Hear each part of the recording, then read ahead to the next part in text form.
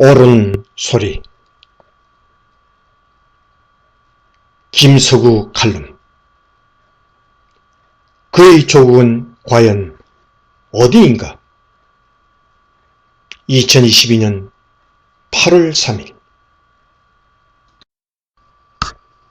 2019년 11월 7일 판문점에서 머리에 피를 철철 흘리면서 저항하는 귀순어부 2명을 강제로 북한 땅으로 돌려보낸 것은 용서 못할 범죄입니다.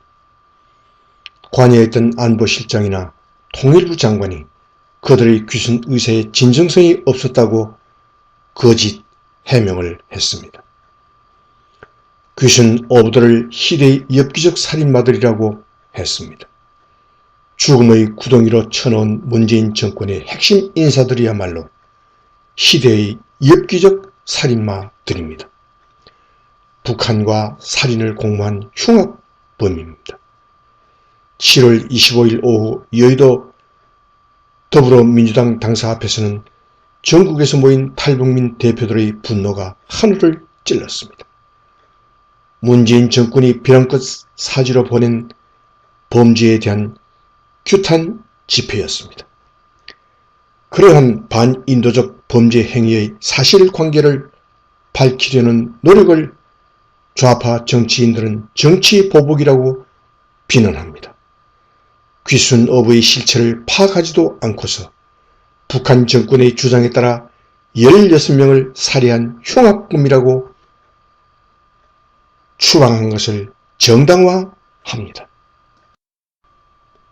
우리 헌법 제3조에 따라 북한 주민이 대한민국 영토에 들어오는 순간 범죄자 여부와 상관없이 대한민국의 법이 현실적으로 적용됩니다.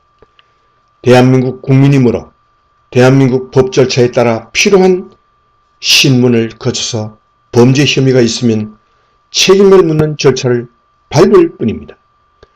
북한 이탈주민 지원법에도 범죄자라는 이유로 추방할 수는 없습니다. 다만 탈북민으로서 받을 혜택, 즉 정착금, 주택, 교육, 의료 등 지원을 받지 못할 뿐입니다. 김정은 정권은 당연히 2명의 귀순 어부를 며칠 후 처형하였고 강제로 돌려보낸 사실을 주민들에게 교육하였습니다.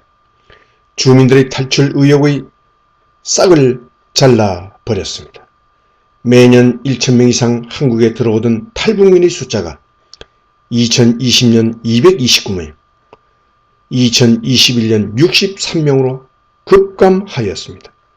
코로나 사태의 영향도 있지만 한국 해군에 잡혀서 되돌려 보내지면 처형당하는데 목숨을 걸고 탈출하겠습니까? 당시 한국에 들어와 합동신문을 받던 다른 탈북민들이 자신들도 되돌려 보내질까 전전긍긍했다고 합니다. 또한 그 후 탈북민들이 NLL을 지나서 훨씬 남쪽까지 깊숙이 내려와 귀순하려 했던 현상도 한국 해군에 붙잡히지 않으려는 노력이었습니다.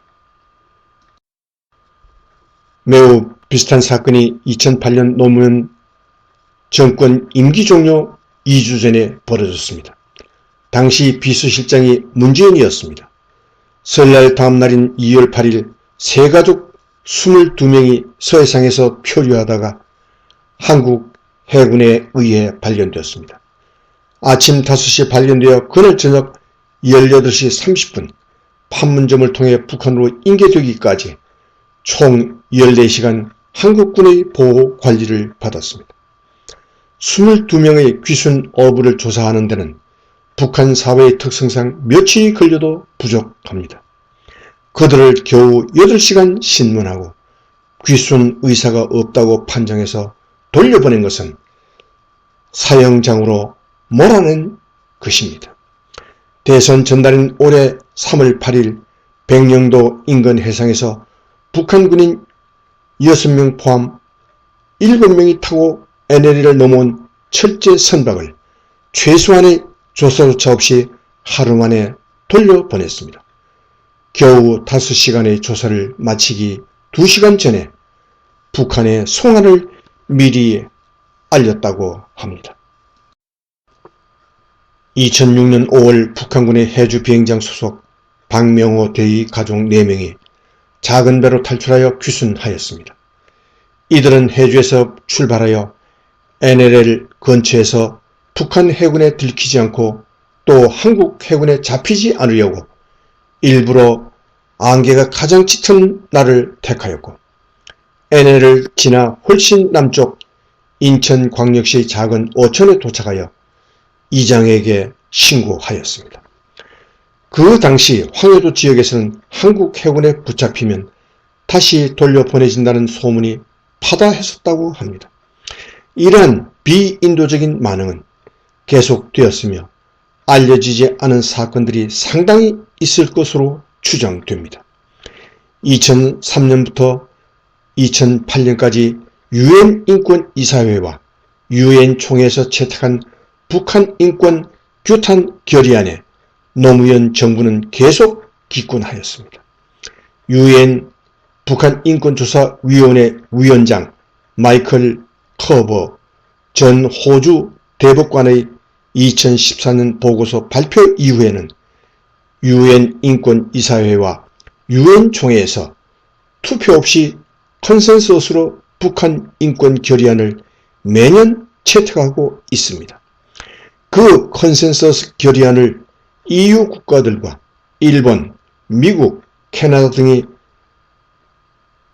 공동 제안하는데 문재인 정부는 3년 연속 참여를 거절하였습니다. 북한 정권이 화를 낼 것을 염려했기 때문입니다. 문재인 정권은 대북 전단을 금지하는 법을 제정하고 또한 2016년 어렵게 국회를 통과한 북한 인권법에 따른 북한 인권재단 설립이나 북한 인권대사 임명을 6년 이상이나 거부했습니다.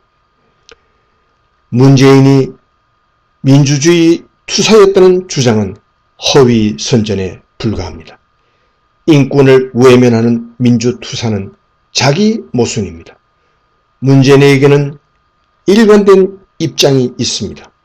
2,500만 북한 동포의 인권에는 관심이 전혀 없고 단지 김정일, 김정은 정권이 싫어할 것은 일절 삼가려는 것입니다. 문제는 북한 인권 외면에 그치는 것이 아닙니다. 정권 초기부터 소득 주도 성장과 같은 비현실적인 경제정책으로 국가 경제를 빚더미에 빠뜨리고 탈원전 선언으로 전력수급 체계를 혼란시켰습니다. 북한 정권을 비호하기 위해 한미동맹의 신뢰관계를 훼손하고 한일 관계를 의도적으로 악화시켰습니다. 나라를 통째로 파괴하여 북한 정권을 기쁘게 하려고 작정한 것 같았습니다. 건국의 아버지 이승만을 폄훼하고 북한으로 넘어간 김원봉이나 북한 간첩이었던 신영복을 높이 모셨습니다. 평창 동계올림픽에 참석한 김여정의 쩔쩔매는 모습으로 한국민의 자존심에 먹칠을 하였습니다. 크게 보면 대한민국의 국격을 떨어뜨린 것입니다. 1989년 평양 세계 청년 축제에 참여했던 임수경이 탈북 청년 100여수백의 배신자라고 뱉은 장면이 떠오릅니다. 배신자는 과연 누구를 배신한 것입니까? 한국 국민을 배신했습니까? 한국 정부를 배신했습니까? 아닙니다. 김일성 일가를 배신한 것입니다. 문재인을 둘러쌌던 과거 운동권 인사들이야말로 김일성, 김정일의 충성 맹세를 하였고 그 후 전향했다는 증거가 없습니다. 배신자로 몰릴 것을 두려워하기 때문입니다. 문재인이 국제사회의 눈을 무시하고 김일성 일가에 잘 보이려고 안간힘을 다하려 한 것도 비슷합니다. 북한을 사랑하고 대한민국을 부정하려는 마음입니다. 왜 그리 되었습니까?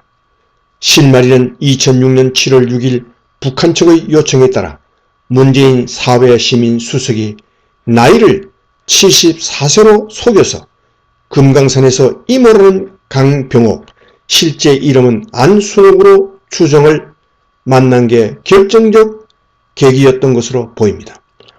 여러 정황상 이모가 아니라 친모라는 주장이 설득력이 큽니다.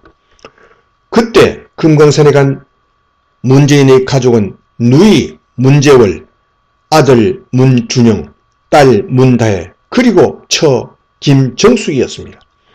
피가 흐른다고 추정되는 가족만이 참여했고 그렇지 않은 강한옥의 자녀들은 참여하지 않았습니다. 강한옥의 장례 행사 시 청와대에서 발표한 사진에도 그 자녀들은 일절 비추지 않았습니다. 문재인의 아버지 고 문용형이 강한옥과 함께 50년 12월 말 흥남에서 메르디스 빅토리호를 타고 거제도로 피난 왔다는 발표는 허구로 보입니다. 강한옥은 함경도 사투리가 아니라 양산 사투리를 쓰는 사람이었습니다. 이 수수께끼가 풀리면 문재인이 저지른 종북 반역 행위는 쉽게 해명됩니다. 그 수수께끼를 파헤치려던 윤월 스님이 강원도 바닷가에서 의문의 사망을 하였습니다. 김서구 객원 칼럼니스트, 북한인권 시민연합 이사장, 전 통일은 차관, 출처 펜 앤드 마이크. 이상 2022년 8월 3일 아침에 보내드린 옳은 소리. 그의 조국은 과연 어디인가라는 김서구 칼럼이었습니다.